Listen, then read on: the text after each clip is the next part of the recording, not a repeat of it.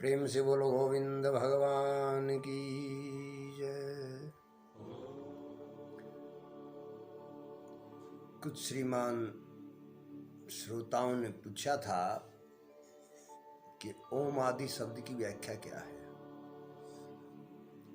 ओम शब्द की वैसे तो वेदों में अनेक व्याख्याएं दी गई हैं, लेकिन जो वास्तविक है, अकाट्य है, वो यही है कि टोटल 3 को ही बताया गया है। ओम में वो समाया है।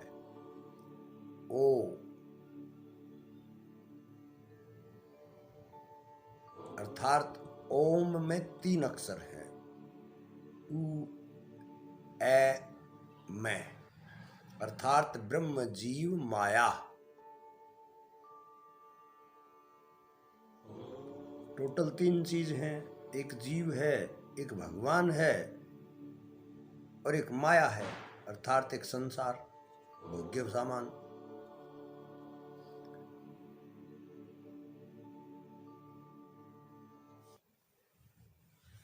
तो यही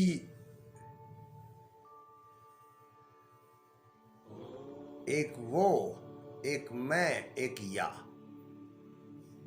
यही ओम है। सब भाषाओं में यही है, अलग कुछ नहीं है। यही अंग्रेजी में कहा गया है GOD, गॉड। जी माने जीव, ओ माने ईश्वर वो, और डी माने डैड, माया, जो सोचने समझने की शक्ति जिस वस्तु में नहीं है वो माया का सामान कहलाता है।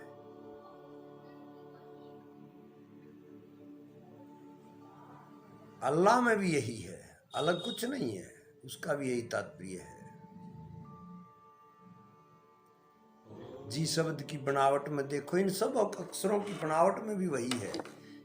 अंग्रेजी में जी शब्द की बनावट है, उसमें घुमा करके दे दिया, जी घुमा हुआ है और उसमें से निकलने आने जाने का रास्ता, इसीलिए कर्मानुसार आता जाता है। ओ चारों तरफ से बंद है, भीतर बाहर, अर्थात ईश्वर भीतर भी है बाहर भी है।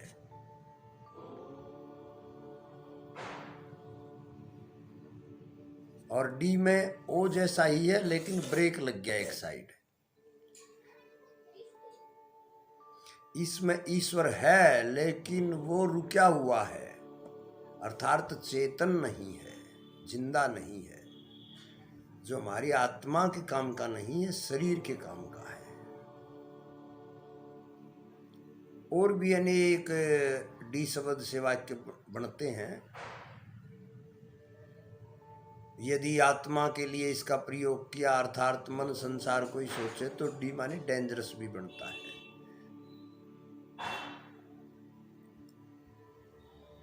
बहुत शब्द बनते हैं, यही सब में है। हिंदी के अक्षरों में भी यही है। ए माने ईश्वर, अर्थात जो 11 मात्राएं कहलाती हैं,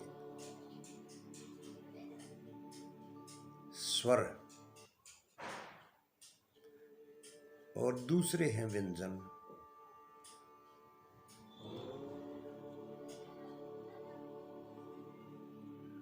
जो स्वयं को वरे हुए हैं, जिनमें ईश्वर समाहित है,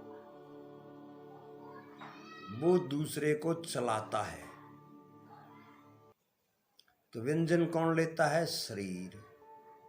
आनंद कौन चाहता है? आत्मा। तो इसी स्वर और व्यंजन में आत्मा और शरीर में रह करके कर्म होता है। इसीलिए पहला अक्षर है कै। कै माने कर्म करने के लायक हुए तुम। और कै शब्द भगवान से भी कम ब्रह्म खम ब्रह्म, कै माने कृष्ण। तो हम कर्म करके अर्थात ईश्वर को सोच करके उसे अपना मान करके केवल रियलाइजेशन करना है उसका, शरीर से क्रिया करो संसार की। मैं की फीलिंग जैसे है वैसे ही भगवान की फीलिंग हो, ये कर्म समझाया गया है। अक्षर की बनावट भी इसी प्रकार है। एक साइड डंडे के बीच में जीरो जुड़ी हुई, एक साइड खुला है, तो भगवान को उस साइड में समाहित रियलाइजेशन में फीलिंग में रखो तो तुम स्वतंत्र हो जाओगे। ये कर्म श्रेष्ठ है। और ये नहीं किया तो खे में खराबी में चले जाओगे। खराबी क्या है?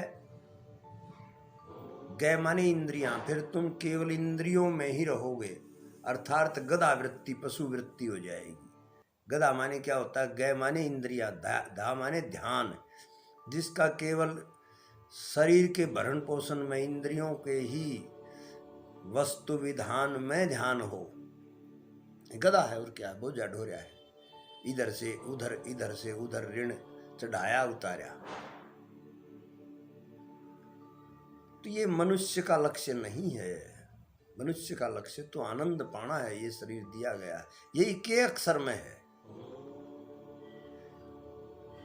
की में जो डंडा बनता है वो ईश्वर।